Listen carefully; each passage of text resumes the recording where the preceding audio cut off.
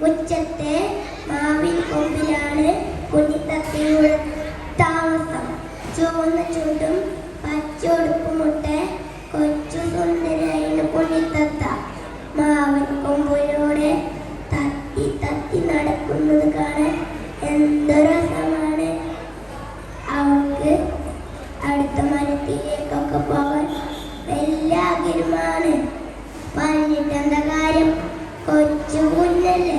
നേരെ വെളുത്ത അമ്മത്തത്ത കുഞ്ഞിത്തത്തിയെ തനിച്ചാക്കിയില് തേടി പോകും. വരുമ്പോൾ വൈകുന്നേരമുള്ള വരിക. പോകുമ്പോൾ അമ്മത്തത്ത കുഞ്ഞിത്തത്തയെ ഓർമ്മപ്പെടുത്തും. മോളെ, പുറത്തേക്കൊന്നും മറന്നരുത്, ചോദിച്ചിന് ശത്രുക്കളാണ്. അത് കേട്ട് കുഞ്ഞിത്തത്ത തലയാട്ടി. അങ്ങനെ ഒരു ദിവസം കുഞ്ഞിത്തത്ത അമ്മത്തത്ത പോയ തക്കം നോക്കി പുറത്തേക്ക് ഇറങ്ങി. ചോദിച്ചിലും ആരുമില്ല. കുഞ്ഞിത്തത്ത പുറത്തേക്ക് ഇറങ്ങി നടക്കാൻ തുടങ്ങി. പെട്ടെന്ന് മരക്കൊമ്പിൽ പതുങ്ങി നിന്ന് പാണ്ഡൻ ഇതെല്ലാം കാണുന്നുണ്ടായിരുന്നു. പാണ്ഡൻ പറഞ്ഞു, നിമിഷം വൈകിച്ചുകൂടാ. പാണ്ഡൻ തീരുമാനിച്ചു.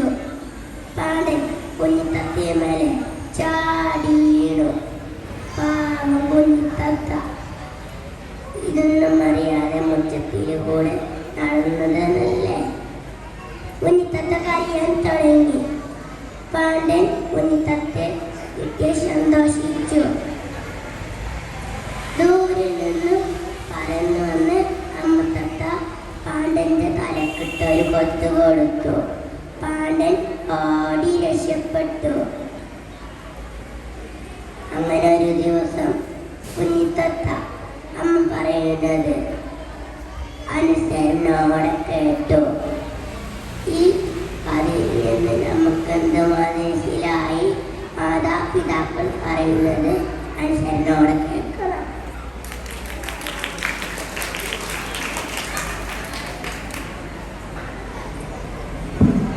ഒരു അടിപൊളി ഡാൻസുമായി